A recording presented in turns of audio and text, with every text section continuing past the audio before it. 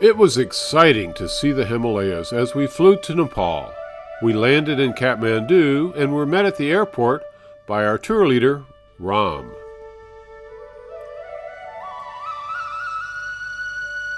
Now we are driving to hotel. Our resort is a small resort. It's called Gokarna Forest Resort. This is the name of the resort, which is almost 25 to 30 minutes drive. After we left the airport, we went over a road that was unpaved and very uneven, causing our cameras to bounce, trying to capture our first images of Kathmandu.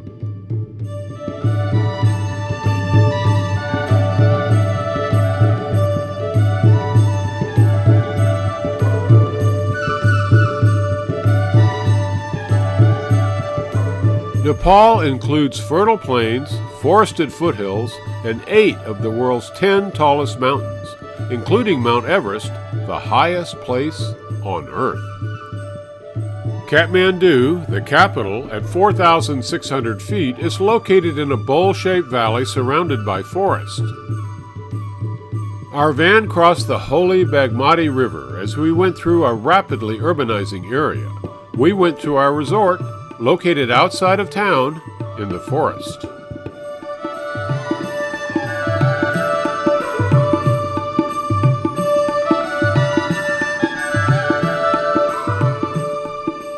We pulled up in our van in front of a modern resort and were greeted by a very kind porter. We left our large bags with him and went inside to the reception area.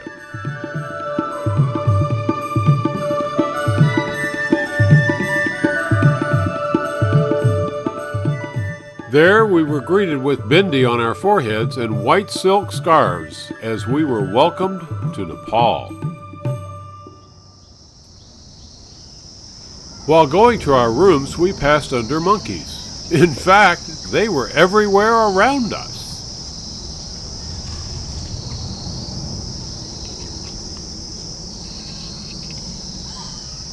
Our accommodations were large and beautifully decorated, including colorful Nepalese furnishings. We settled in and went to the bar where I got my first Everest beer. Then the others in our group joined us. Okay, welcome to Nepal. This is a little coin. It's a golden coin for 5 golden days in Kathmandu. Oh, that's nice. Oh, nice. Yeah. This has Mount Everest. The reason why I carry this has a Mount Everest on one side, another side of farmer plowing the field. Yeah. Is it a real coin? It's a real coin. It's a Nepalese coin. They're so shiny. Some people have a habit of collecting coin. This is. They're quite shiny. Yeah. These are all brand new. I can put it out like this. Yeah. These are beautiful. Yeah. The reason that why I have this is it has Mount Everest in it. Yeah. Yes, that's nice. We examined the coin and currency we had gotten with their pictures of Mount Everest. Then we got a photo of our happy group anticipating the following morning. Although, some of the group members got a monkey in the room. Yeah. And I was thinking that when she said that she had a monkey, I thought that she slept there with the monkey in the room. Oh. I double checked that. He was looking for my snaps. Okay. Between our rooms. I told you yesterday that the first thing that when you get in a room is to latch the windows, and otherwise the monkeys grab all your mini bar and you end up paying the bill. We were dropped off on the road that was once the ancient trade route between Tibet and Nepal. There, we turned the corner, went through the colored tile gate, and encountered the UNESCO World Heritage Boudhanath Stupa, one of the largest stupas in the world.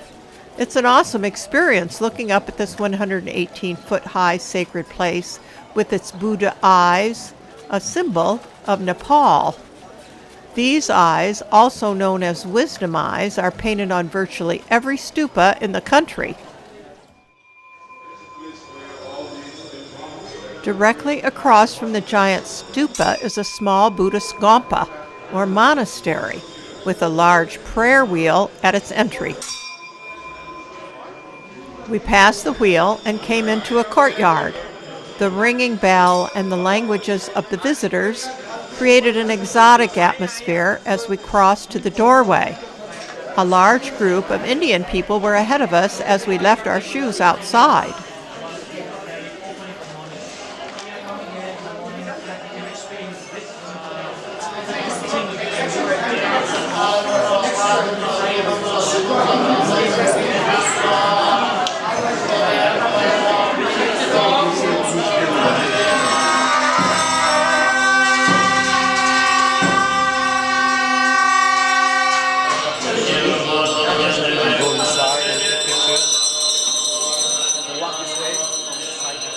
The conch shell and horns banish evil spirits prior to the reading of the sacred texts.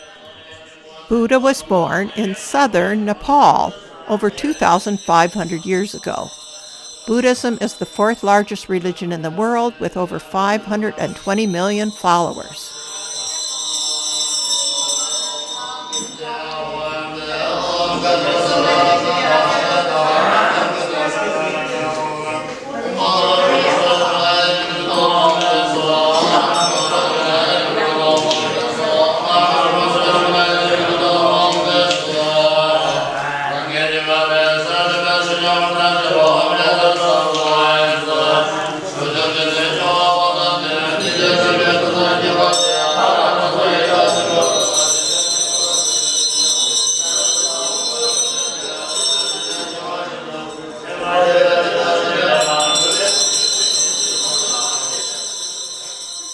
The ringing of the bells represents the heavenly enlightened voice of Buddha, teaching the Dharma, the nature of reality as universal truth.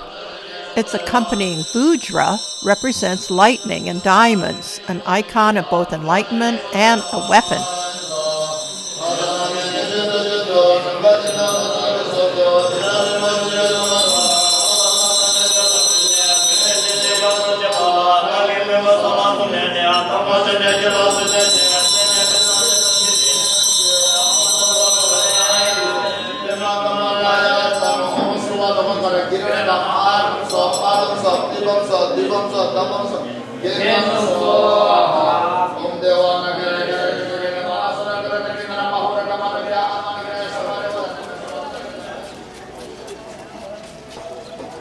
We went back outside toward the huge round stupa. There are many legends of how and when it was first built. Its current form began around 1200. There are many prayer wheels in its surrounding wall. Spinning them is said to bring wisdom and good karma and to purify negativity or bad karma.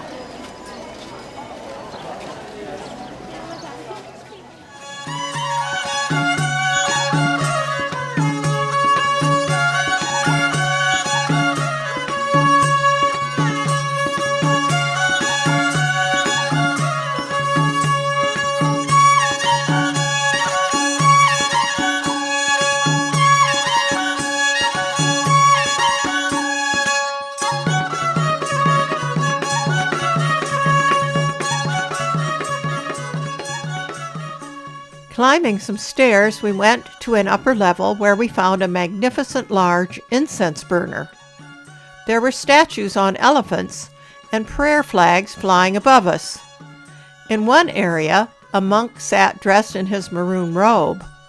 Just like with Catholic monks, the color of his robe signified which form of Buddhism the monk followed. 9% of Nepalese are Buddhist, while 81% are Hindu. Ram explained that the daily ritual for many people here is to walk 3 or more times around the stupa while repeating the Sanskrit mantra Om Mani Padme Hum. This mantra is said to transform your impure body, speech, and mind into the pure, exalted body, speech, and mind of Buddha. Near us, in secluded areas, people were going through their devotions. Some were prostrating themselves using cloths to slide forward as they repeated their spiritual tradition.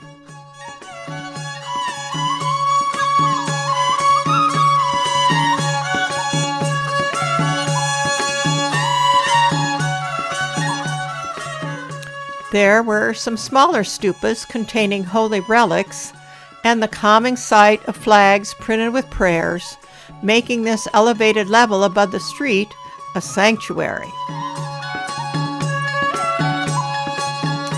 Across the way, we saw the Gompa we'd visited, one of many in Kathmandu.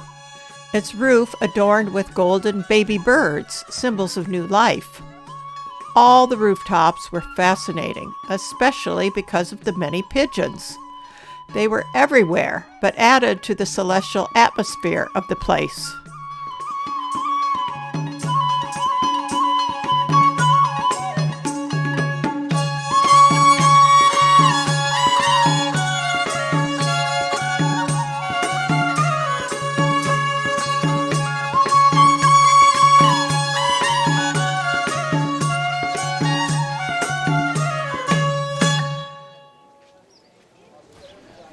Back down at street level, we joined the faithful and walked a clockwise circuit around the stupa.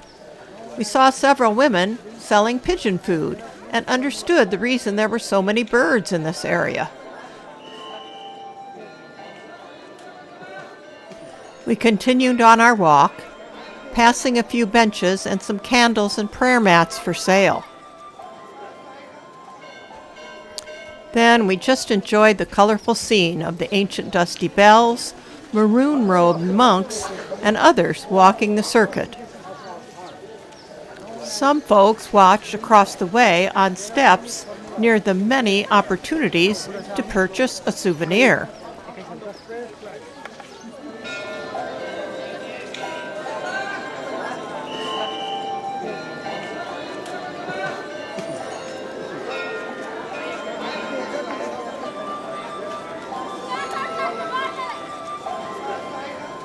Ram called us over to a shop he wanted us to visit. It was a place that made and sold mandala. These works of art are usually geometric patterns that may be used as an aid for focusing during meditation. Several young people were meticulously hand-painting traditional patterns on canvases tied to wooden stretchers. It must have taken an enormous amount of time to create these detailed mandala and their imaginative designs.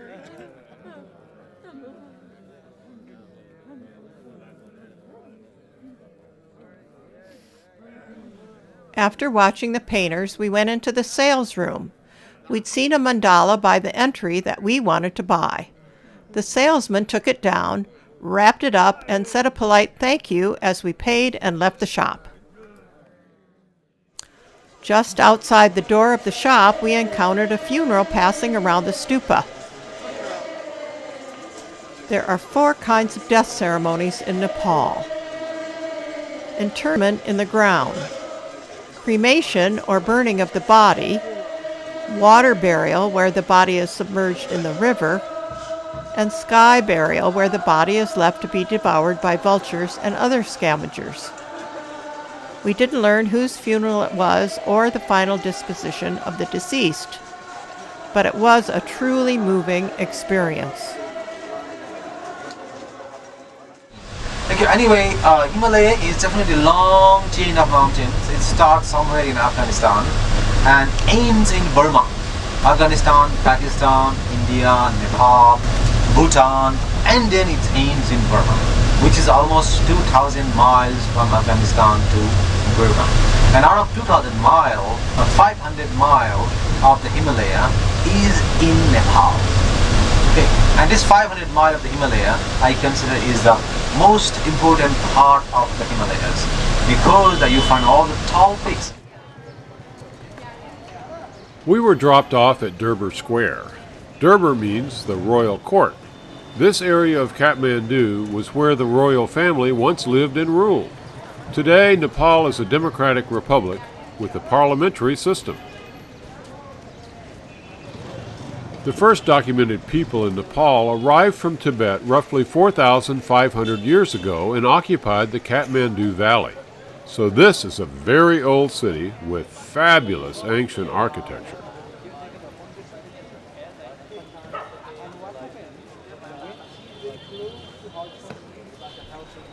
We learned that by the 1400s, Nepal consisted of 3 city-states. All 3 are now UNESCO World Heritage Sites. Kathmandu is one of the 3. The buildings in and around Durbar Square are government buildings, palaces, and temples. Over time, they've undergone repeated and extensive renovations, so are an amalgamation of the styles through the ages. One interesting palace is still being used to house Kumari. Nepal has the tradition of worshiping very young girls as manifestations of the divine female energy, or Devi. This is true in both Hindu and Buddhist religious traditions. One Kumari is housed on an upper floor and is sometimes shown in a window to the people below. We waited a few minutes, but no Kumari appeared. This is a photo we were given of one of these girls. Continuing down the road, following heavily laden porters, we turned a corner and came into an area filled with multi-storied temples and numerous bicycle rickshaws. There was a huge white incense burner, and we began to see many opportunities for fabulous photography.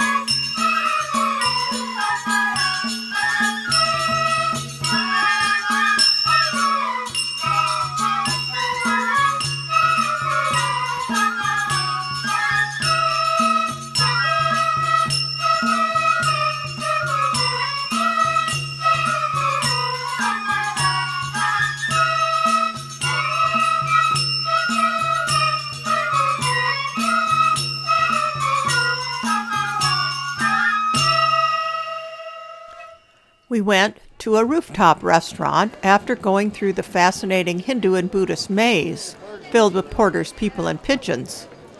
We looked across the red tile and bronze tip roofs that were over the ancient Durbar buildings. Our waiter leaned back to get a picture of our group relaxing before lunch in Kathmandu. Below us were street vendors lined up in rectangles displaying fascinating objects that they hoped tourists would buy from them.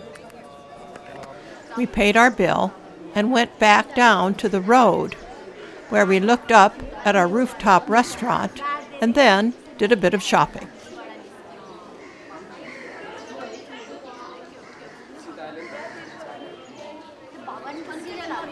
We're always on the lookout for interesting and fun objects, including stuff for our son and daughter, maybe a Nepalese bracelet. There were intriguing masks and statues. Van found a drum made from the tops of human skulls. You play it for me. Oh, yeah, I've been playing.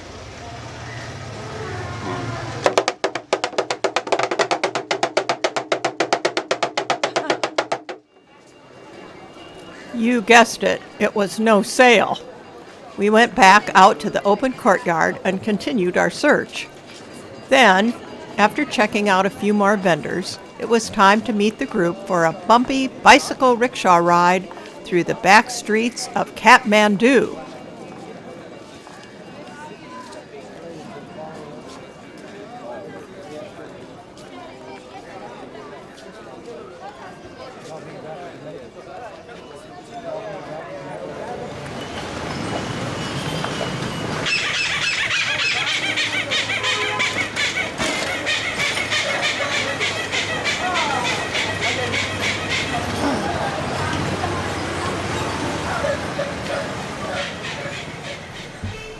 In 1933, British writer James Hilton wrote the fantasy novel Lost Horizon. It's about a mythical place high in the Himalayas called Shangri-La. People who lived there aged very slowly.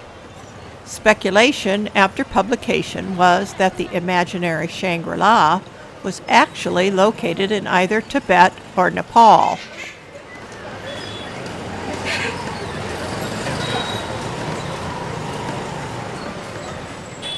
Lost Horizon was made into a movie, and subsequently radio and television created further interpretations of the story.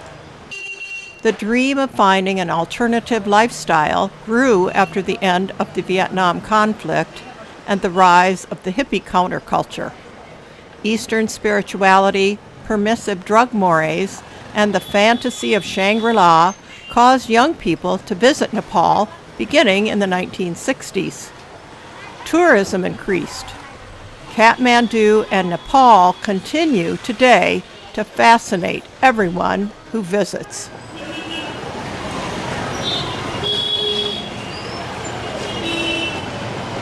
Like pictures and stuff, old Hong Kong. It's just like before.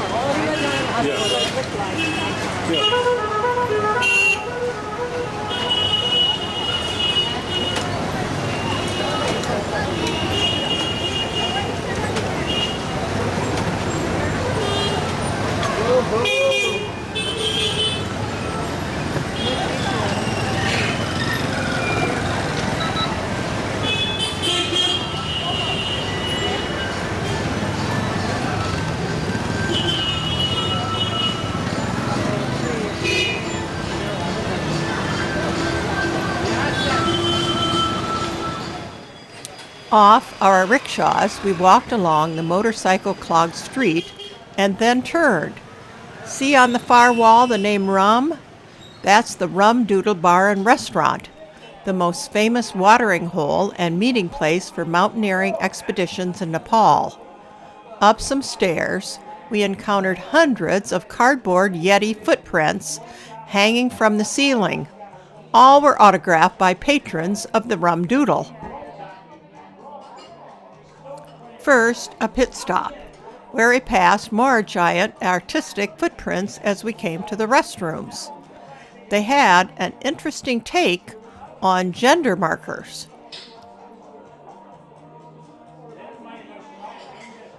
Afterward, we joined the others.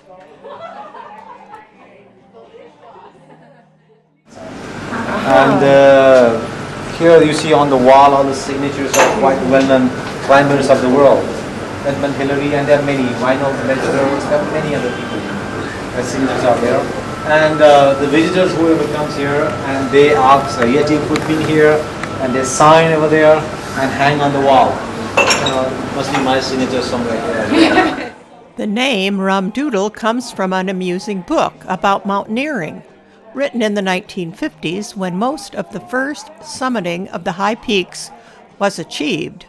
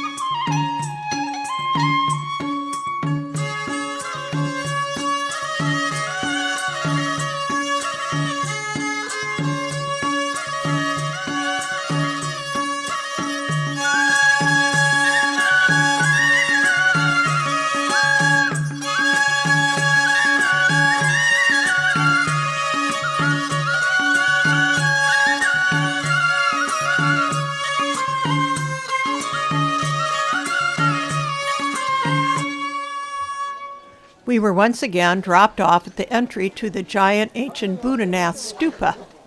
We'd come to watch the sun go down and have dinner at a restaurant above and across from the ancient pilgrimage site at the Buddha Kitchen. It's a great location, giving a panoramic view, as we could then see the stupa has multiple levels. Tea was poured from elegant pots. Then we were served thali khana, a Nepali special dinner with rice, vegetables, meat, and soup. Meanwhile, the faithful continued their ritual circling of the stupa during the increasingly dark evening, the Buddha eyes maintaining a timeless watch from above.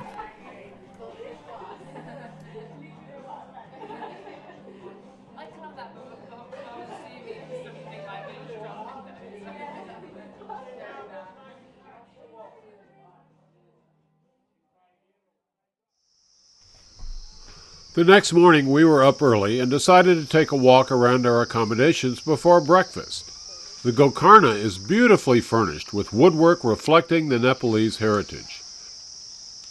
When you go outside, you're greeted by the many monkeys that thrive on the grounds. Surrounded by the forest means the animals can come and go easily.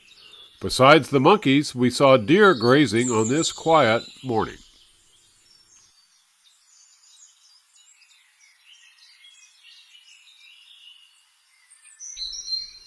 There was a sign warning of wild animals and a young man with a slingshot to be used if any critters got aggressive. But the area was mostly a peaceful retreat in the Himalayan foothills above the busy city of Kathmandu.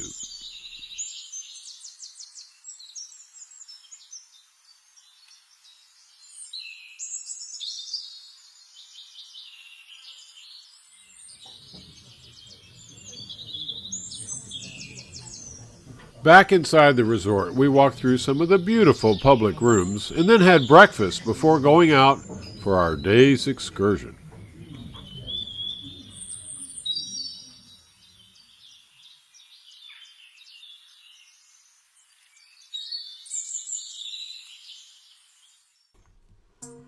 Once again across the Bagmati River, we drove in a different direction away from our resort, out into the smoggy farming area.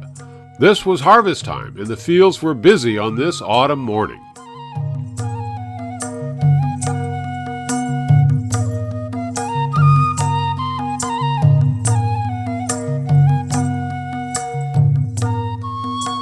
Our van pulled over for us to get a better view from the hilltop. Nepal has great agrobiodiversity. Rice, wheat, maize, millet, barley, and buckwheat are the major grain crops. From our vantage point, our guess was that in these fields, mostly wheat was being harvested, though there were some terraced areas that might have been used growing rice.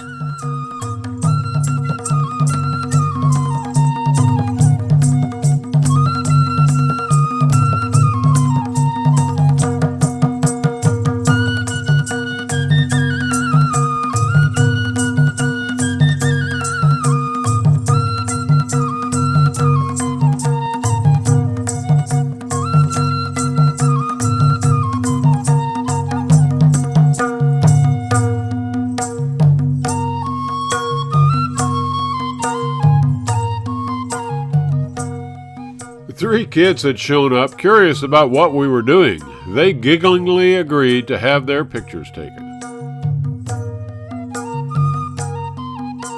A woman and a young boy passed us going down the hill with a harvest basket on her back.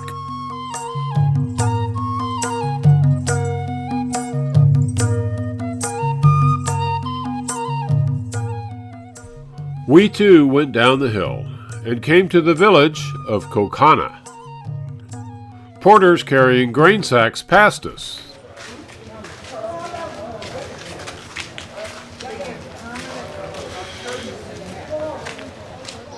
Then men came up the hill carrying a harvesting machine.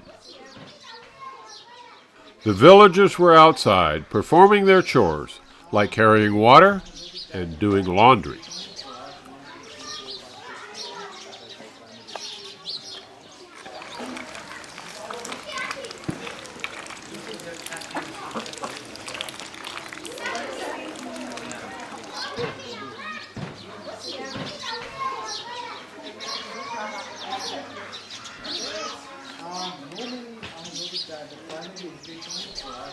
The scenes of daily life in the village were irresistible to our cameras, including the kids, the grain sacks, sheaves, and the colorful clothing of the harvesters.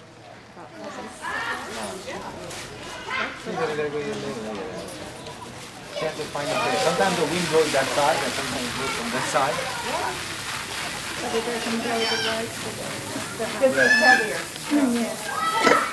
Very simple idea.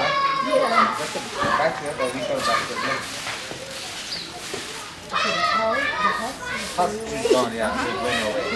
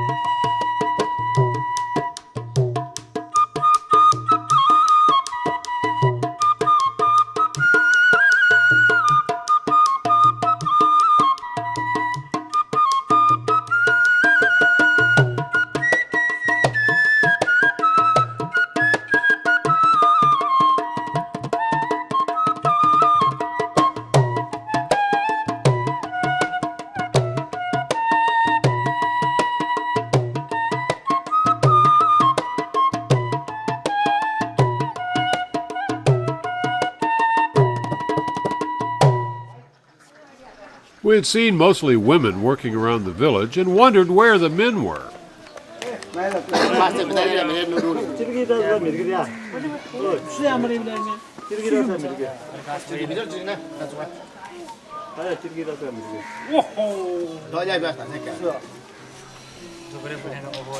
We found them playing cards next to a village well. Its fence was used for drying laundry. We hoped its water was not used for washing it.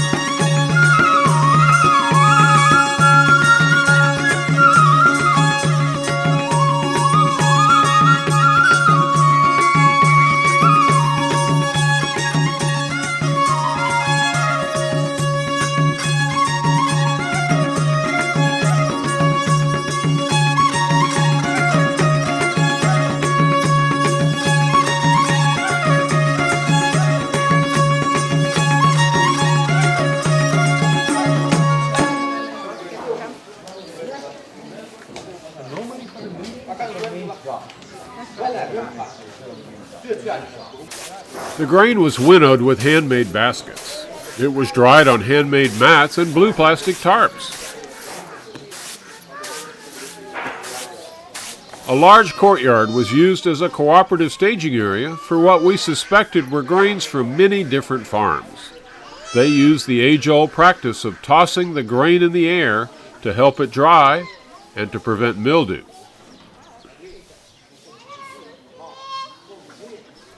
In many ways, this seems like a very hard life. A great deal of heavy work, carrying water from a well and drying the crops. We suspect that some of the feelings of drudgery were offset by a sense of community and of contributing to shared village life through the ages in this very old place. Something very really happened in the villages, not in the city. Some faraway villages, and a few things like sati, the self-immolation by widow, that is also practiced in some part of India, faraway villages. We'd walked the entire village and had gathered to return to our van. Passing a big stupa, we went up the main street of Kokana. Families sitting outside the doors of their homes cheerfully smiled as we captured their images on this beautiful harvest day in Nepal.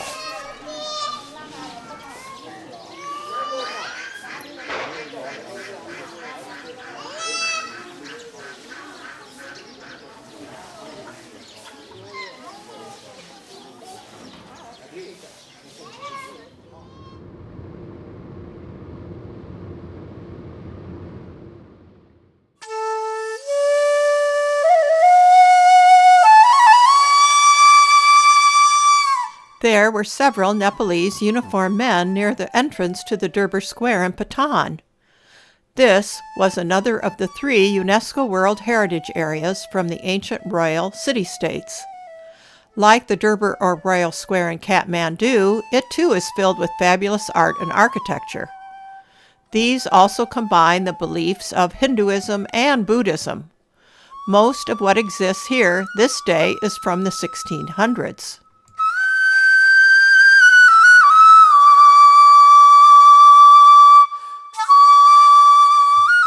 Across the red brick courtyard, on a tall plinth, sit a former king and queen with a huge cobra rising above them. They reigned during the 1600s. Their statue is near the 3-tiered Krishna temple built in 1637. Krishna is a major deity. A kneeling statue of Garuda is also high above the courtyard. Here, half man, half bird, he's a loyal follower of Krishna. Hindus and Buddhists both share this legend and those of the many other deities represented here in the courtyard.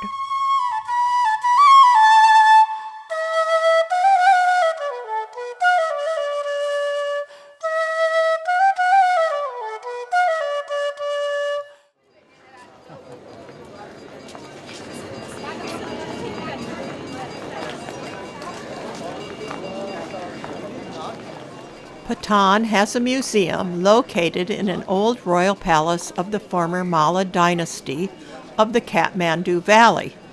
This palace was built in 1734 on the site of a Buddhist monastery.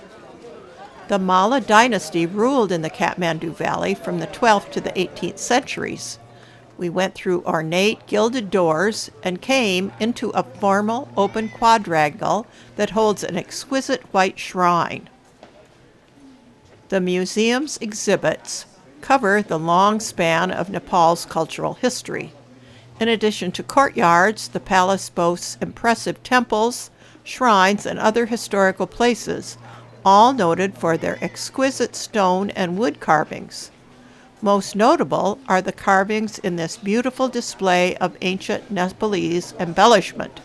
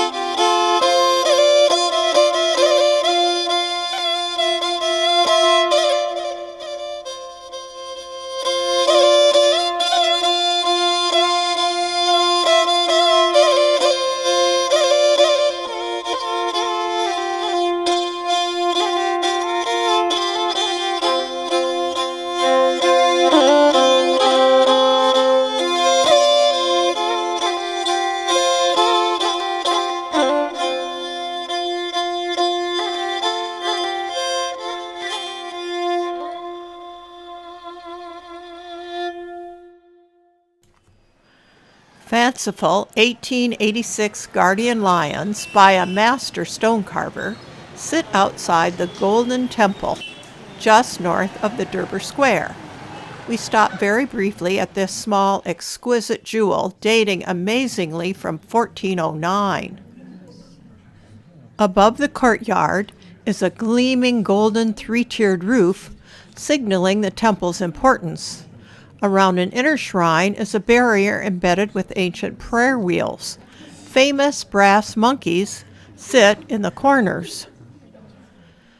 Huge bronze elephants with men atop are by the intricate bronze doorway. Once again, we were overwhelmed by the exquisite workmanship of the artists who created, over hundreds of years, the objects collected here. Sometimes they were propped up to prevent their collapse. Out, passing Buddha giving us a blessing, we went back into the street.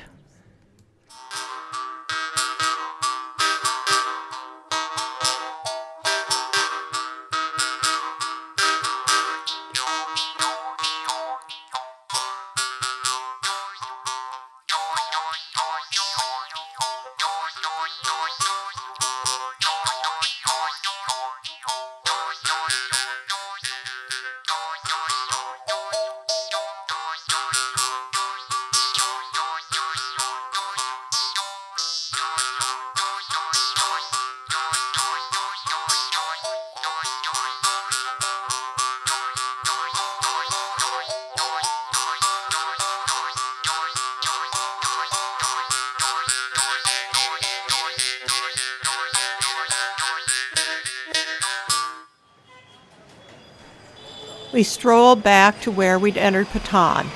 While bands stayed below, some of us went up to a rooftop for a view over the now very busy and very smoggy ancient royal quarter.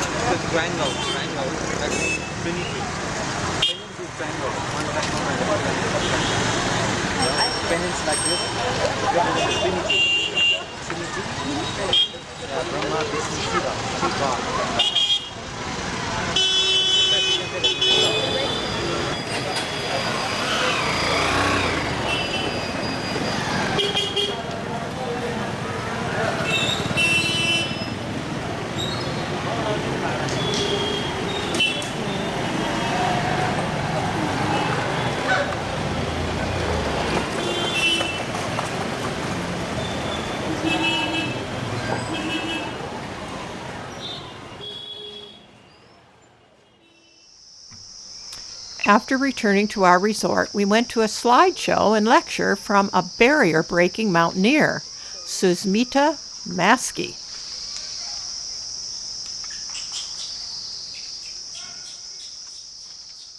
Some mountaineering courses and then started with expeditions, climbed a couple of smaller mountains like 6,000 meters and then went for my big venture, Everest. So in 2005 I attempted to climb Mount Everest for the first time. I almost made to the top and had to turn back from 40 meters below the summit. Oh. That is 1,200 feet below the summit. Oh, what happened if you hadn't turned? My Sherpa, my climbing Sherpa. Are you familiar with the term Sherpa? Yes. So these are the people who live, tribal people living in hilly mountainous region. And they are more responsible for mountaineering, and they are more into mountaineering and trekking. So this whole scenario, mountaineering scenario or field is pretty much strongly held by them and also dominated by them. So my climbing Sherpa stopped me from making the final bid because I was not a Sherpa, because I am not a Sherpa. So in 2007, two Sherpa guys approached me with a proposal of an Everest expedition for 2008. So they came to me and said, okay, Susmita, we know what happened to you in 2005, it was not fair, let's do an Everest expedition together. So I was very happy because I was looking for one opportunity to prove myself, you know. So I was like, okay, I was happily enrolled in the team. So we started preparing for the thing. Then we collected few more girls in our expedition. So altogether there were like 15, 16 girls enrolled in the team. But somehow, due to different reasons, most of them bailed out, and 10 of us remained in the expedition team. So we named it First Inclusive Women's Sagarmatha Expedition. Sagarmatha is the local name for Mount Everest. So from here, so Tibetan call it Tumonong. So we prepared an expedition, and believe me, I am one of the tallest. I'm not the smallest one, I'm one of the tallest in the team. And out of 10, 8 were novice climbers. We all 10 made to the top of Mount Everest in 3 different dates of May 2008, becoming one of the most successful Everest expeditions ever. So, in till 2008, there were 7 Nepali women who had climbed Mount Everest. 6 were from Sherpa community, and 1 was the girl who became Mrs. Sherpa.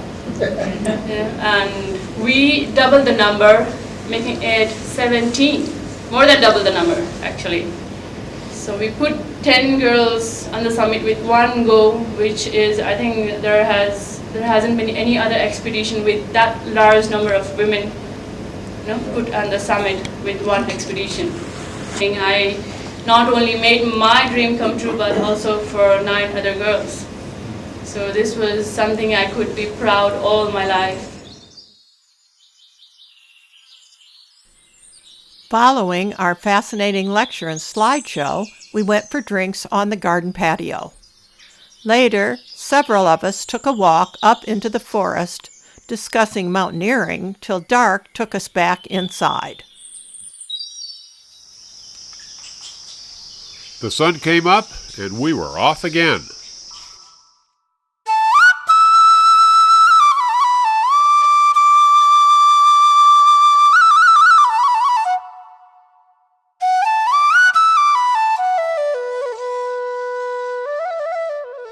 There was a brand new department store in Kathmandu.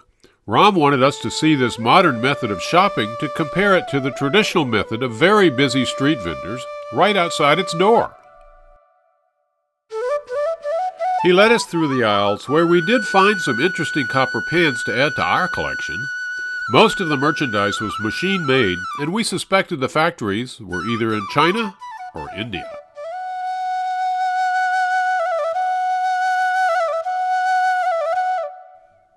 Monkey gods and Buddhists sat near Marilyn Monroe with her skirt flying up. What do you think the locals thought of that? There weren't many locals in the store. We checked out near the plastic fruit and went back to our van.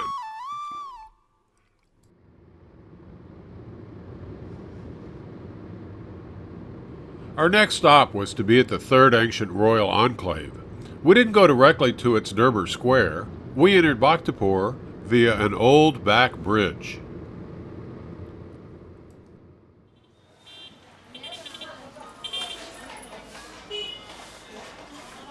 This was Sunday in Nepal. The phases of the moon, not the days of the week, determined religious observance, and there was no special significance to this day.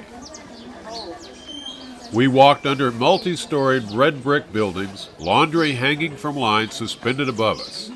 One building had a collection of red clay animals and pots.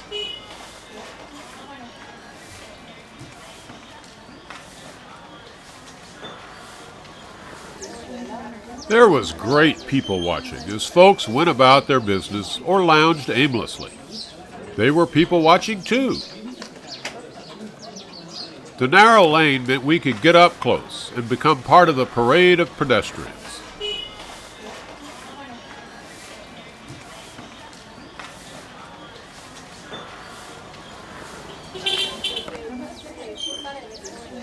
A woman was cutting cloth in a fabric shop. Another was transacting business with a customer. Some boys allowed Linda to take their picture, all with fancy bindis on their forehead, the Hindu tradition to ward off bad luck. Smoke floated down from a fire above us. It was a captivating morning. We followed Ram as he led us around a corner and toward a courtyard where a large farm machine was idling. The workhorse of mechanized farming here. It held 2 large water tanks. Above us we could see that this courtyard contained some highly decorated buildings, and a Buddha shared a rooftop with his water tank. Then we realized why we had come here. This was a pottery center. A huge variety of molded pieces sat across from the courtyard, filled with drying hand-thrown pots. They made a wonderful artistic geometric pattern.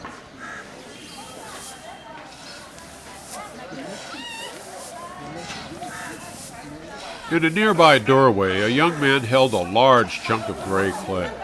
His potter's wheel and finished pots were next to him.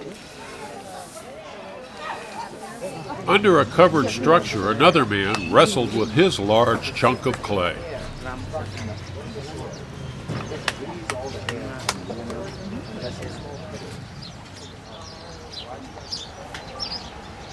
Also under the covered area, there was a section to fire the clay objects.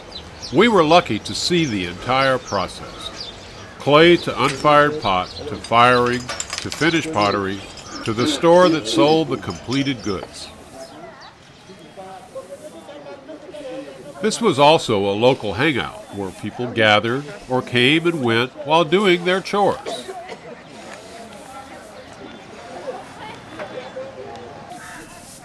In the courtyard, the scene once again was of drying the grain crop.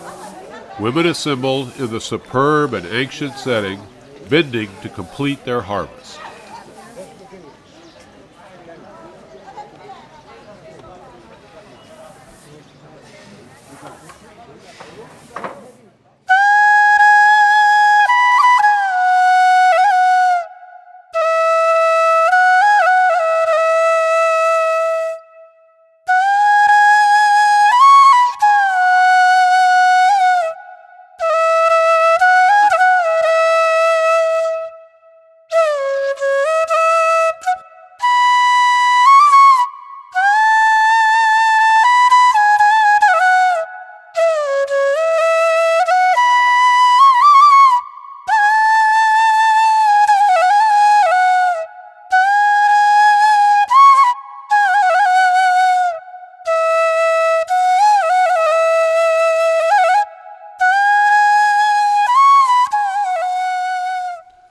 Nepal is home to 125 distinct ethnic groups, speaking 123 different languages. They follow a number of folk religions in addition to Hinduism, Buddhism, Islam, and Christianity. According to the 2011 census, Nepal's population was 26.5 million people.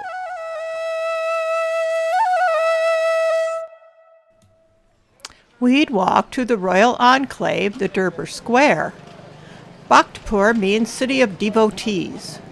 Today, this ancient city, dating from the 1400s, still holds the 5-roofed pagoda-style temple completed in 1703. On its bottom level is a pair of statues of Bhaktapur's strongest man, a famous wrestler.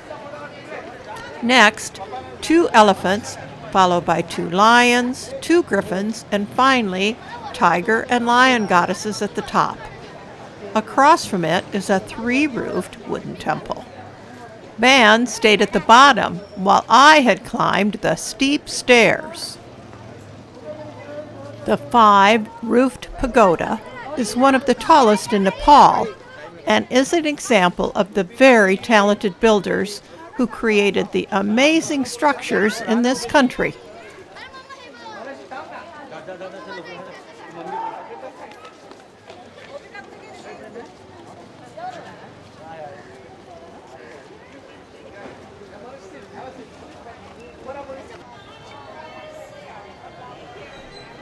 We'd been turned loose for some free time to wander the ancient royal quarter. Everything was so interesting and filled with colorful and tempting things. And the salespeople were so charming and beautiful.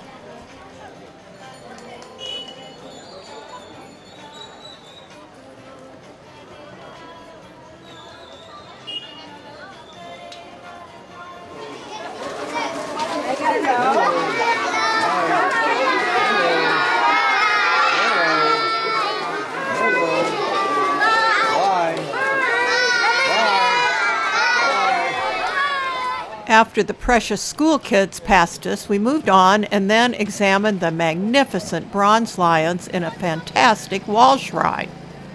The creative imaginations of those who thought up and then actually made these intricate embellishments certainly must cause everyone wonder and amazement.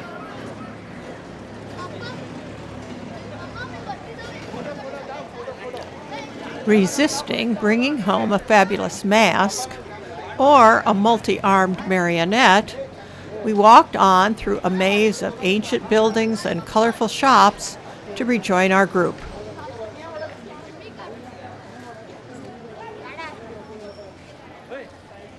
The Malla rulers are also responsible for most of this royal district.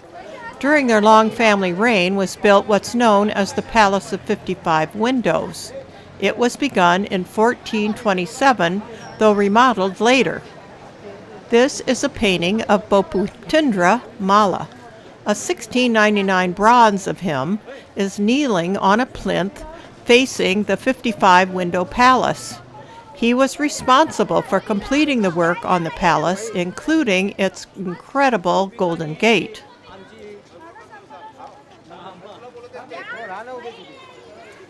This spectacular gold-covered gate may be the most ornate piece of work in all Nepal, though to be sure, we didn't begin to see all the amazing things in this completely amazing country. Dana and Suzanne decided they wanted their picture like Malla royals. Getting off the elephants was a bit of a challenge.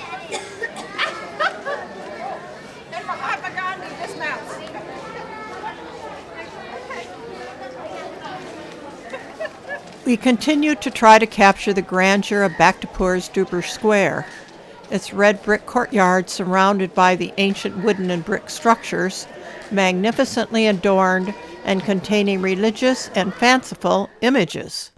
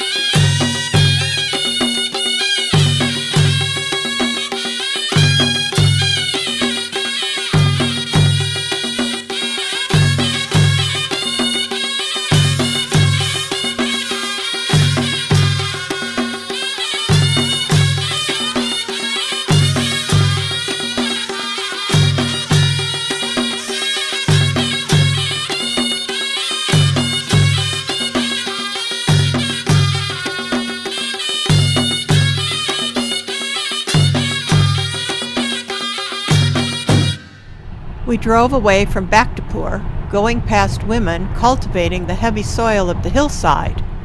Another crop would soon be planted in these terraces.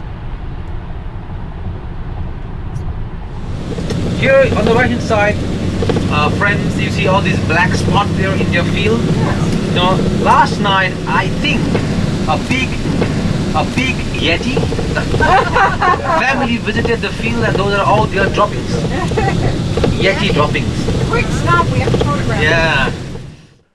We'd gone up in the foothills to Nagarkot, over 7,000 feet above sea level. We'd stopped at the club Himalaya for lunch.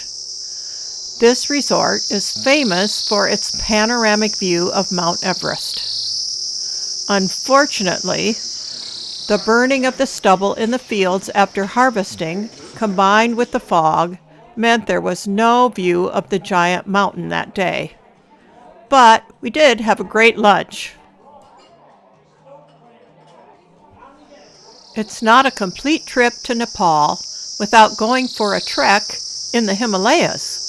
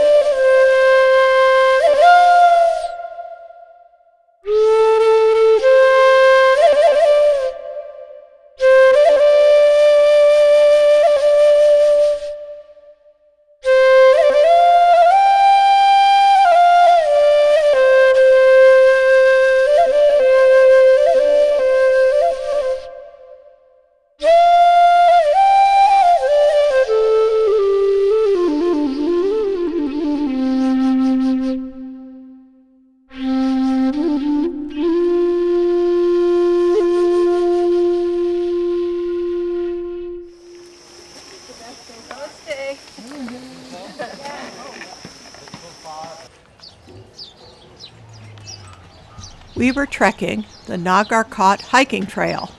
It goes through the forest and past homes high in the Himalayas. As we trekked, we came upon some kids, and they saw us coming as we passed their house. He's able. I know he's able. I know he's able to carry me through. He's the broken-hearted. He's the broken-hearted. And set the captive free. And set the captive free. He makes the lamp to walk again. He makes the lamp to walk again. And causes the lamp to see. Oh yes. And causes the lamp to see. Oh yes. Folks came to their windows to hear the kids and to watch us pass by. This route descends steadily.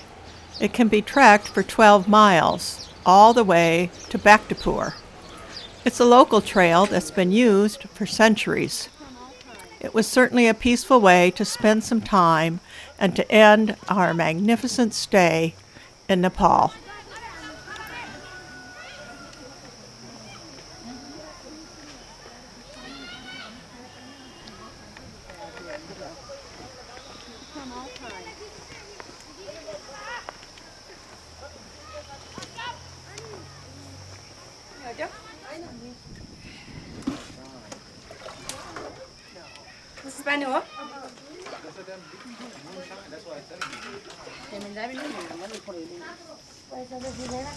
सिमाईलाई किन गाइदिनु photo नै खिचाउ भनेर अनि फल्ना ठाउँमा गएर नगरकोट घुमेर आएको हामी त भन्छ अनि लगिहाल्छ किताब खोइ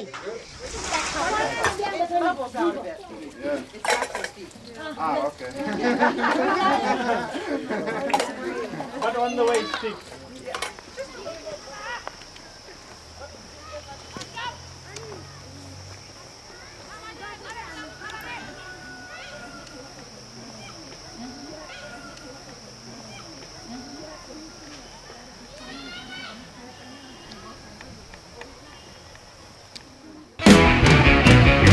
I think I'm going to Kathmandu.